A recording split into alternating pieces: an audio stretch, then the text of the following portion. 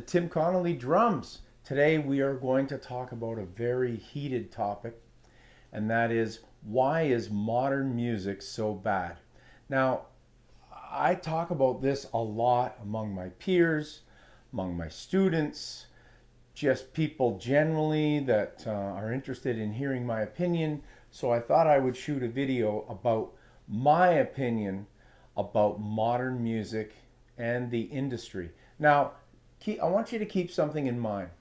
And Rick Beato, who, if you don't follow him on YouTube, he's a very, very intelligent and excellent musician and producer.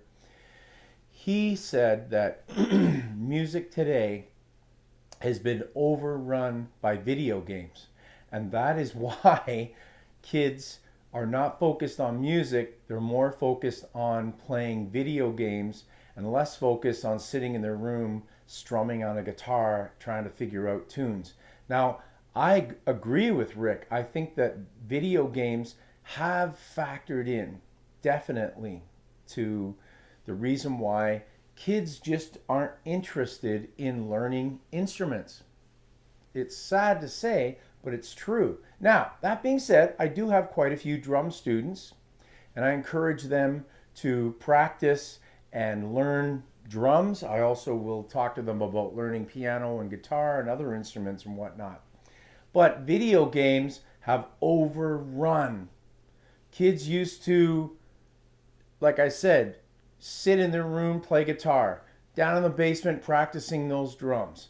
But now they'll play, maybe they will practice their instrument a little bit, but they'd much rather spend hours and hours and hours on video games, and they don't put the time in on the instrument.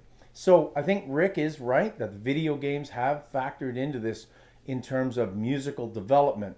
But let's talk about the music of today and why it's just churned out and the songs are virtually meaningless.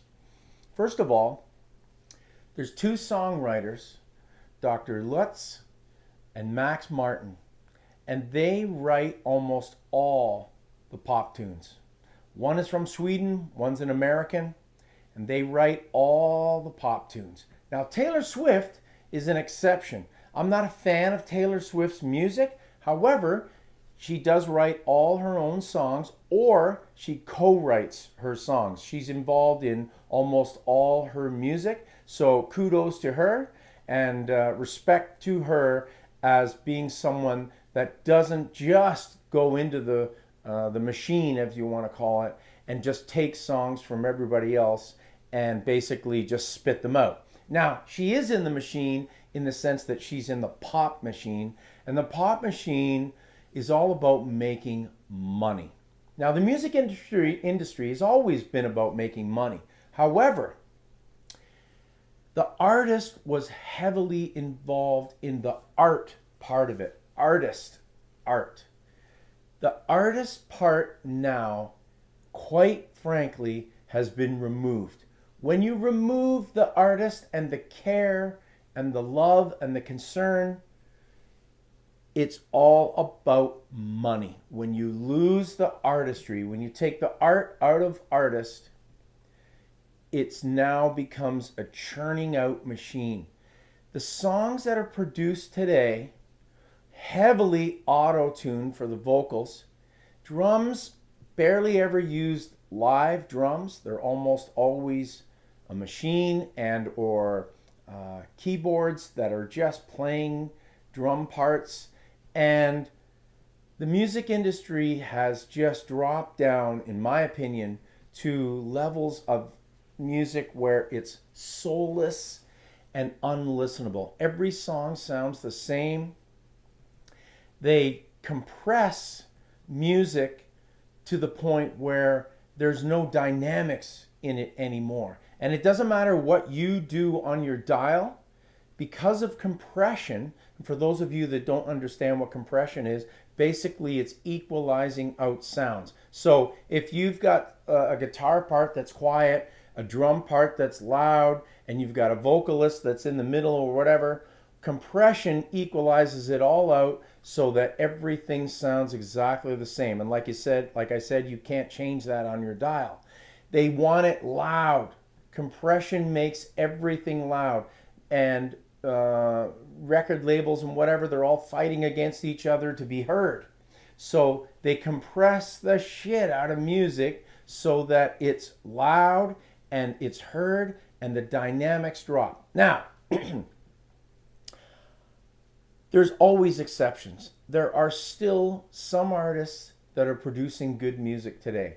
But if you look at pop music, such and such an artist, Cardi B, or some pop artist, I can't think of them all right off the top of my head. By the way, I'm doing this scriptless. There is no script. I'm just talking literally into the camera about music and music today because I feel that I don't want to spout facts and read you things out of a book, whatever. I want to tell you my opinion from here, from the heart. And these artists, they lack the ability to even produce music that comes from the heart. They'll say in an interview it's from the heart, but it's not. They didn't write the song. The songs are written for them.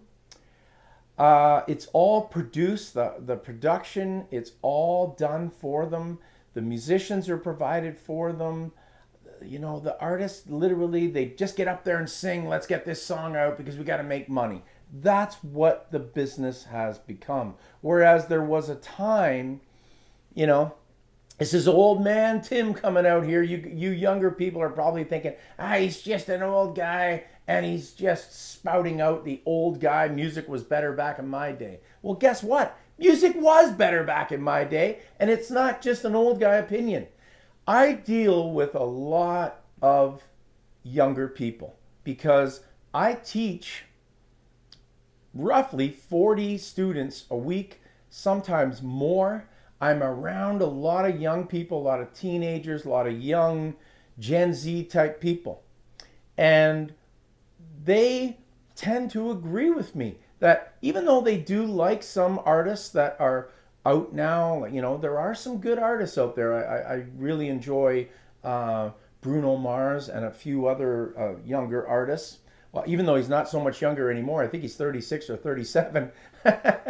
Not so young anymore. But my students will agree with me that music today just isn't the same as what it was. Now, another thing about music today that you have to know is it's generated in such a way that they force you to like it. A song will drop and they will say, this is #1 on the charts. And the first time you listen to it, you think, this is #1?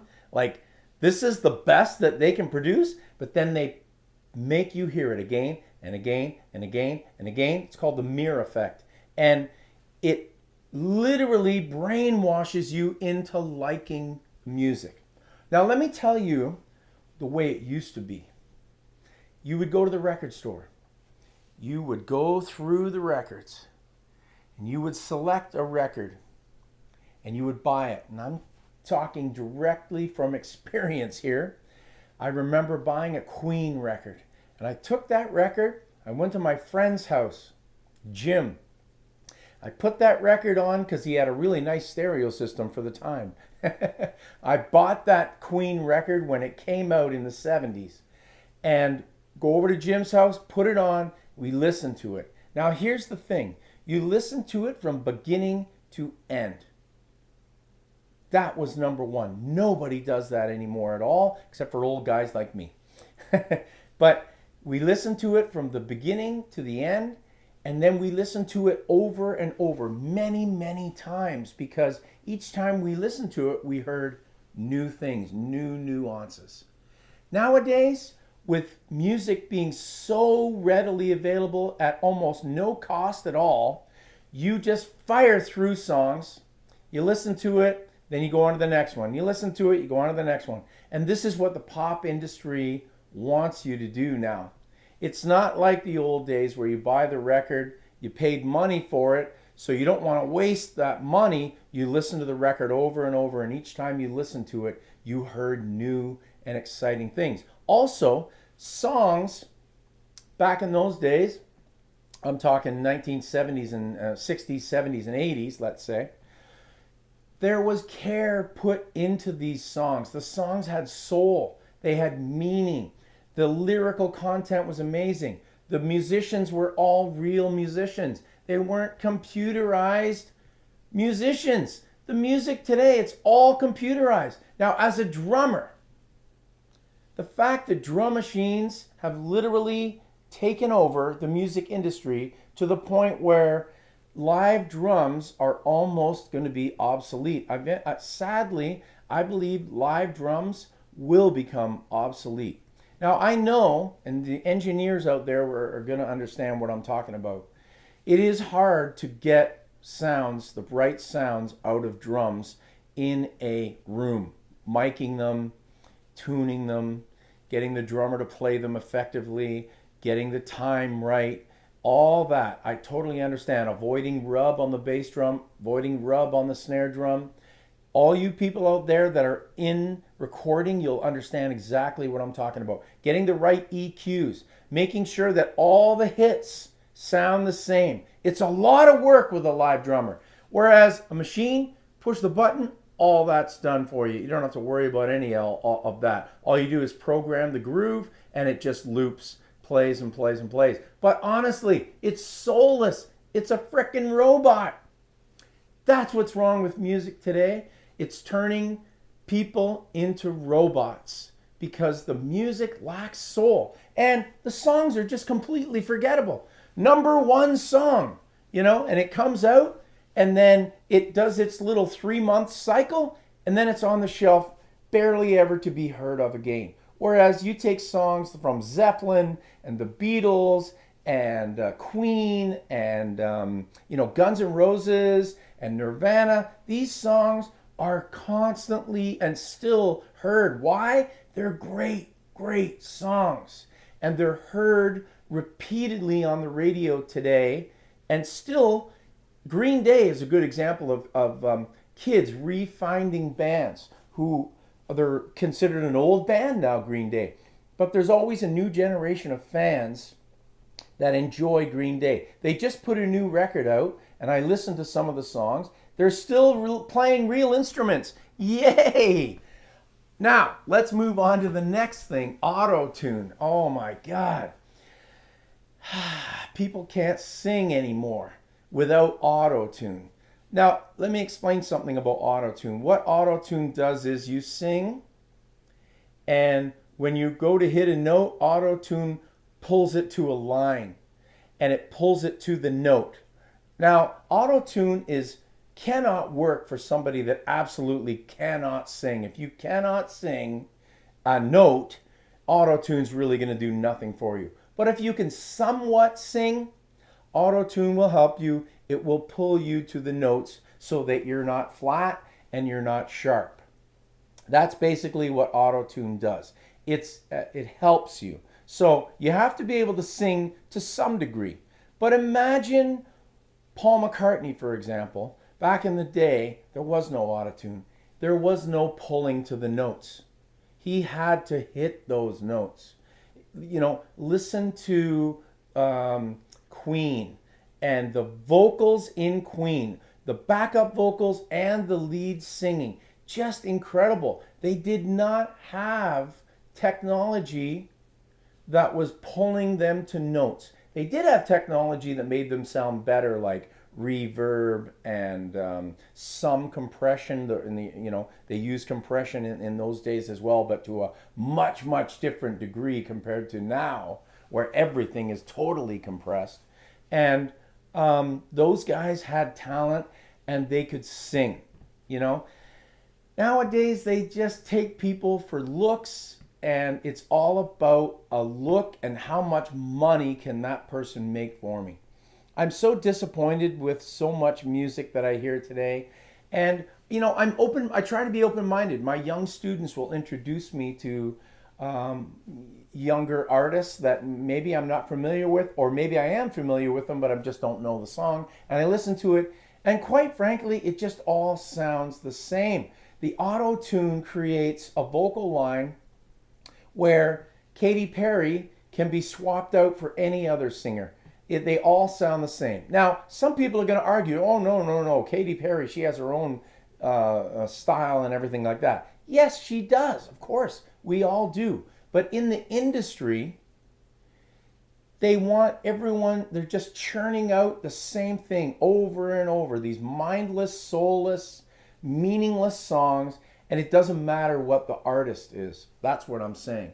It's all about making money, and they just don't care about the soul of music. And like I said, the art has been removed from artists.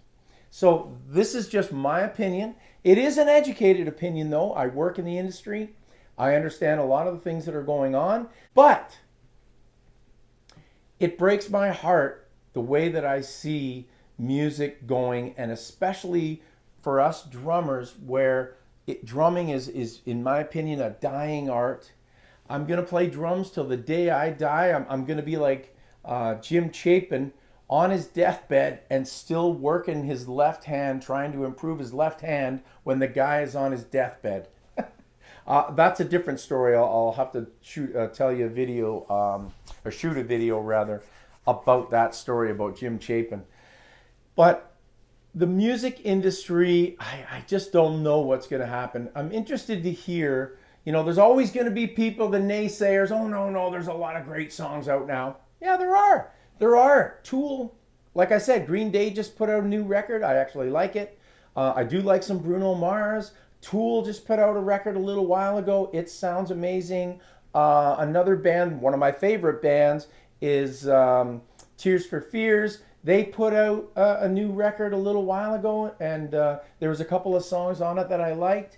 And Porcupine Tree, they put a new album out. So there are artists producing music that is still good music and good for the soul. But if you look at old music versus new music, really, there's no comparison. The old music, honestly, is always going to win.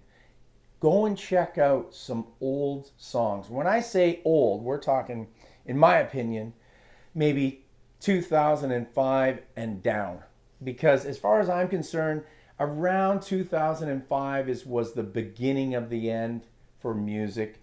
And as depressing and dismal as that sounds, I hope that music can evolve. Sometimes, fashion evolves, and what was hip in the 60s and then it died, then it comes back. People are wearing 1960 styles clothes again. I'm hoping that music can uplift itself, regenerate, get back to some live drums and real instruments, and everything not just being produced with a button and auto-tuned vocals.